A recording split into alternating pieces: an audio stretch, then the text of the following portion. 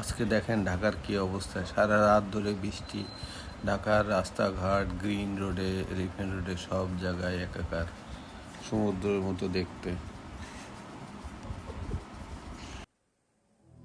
ও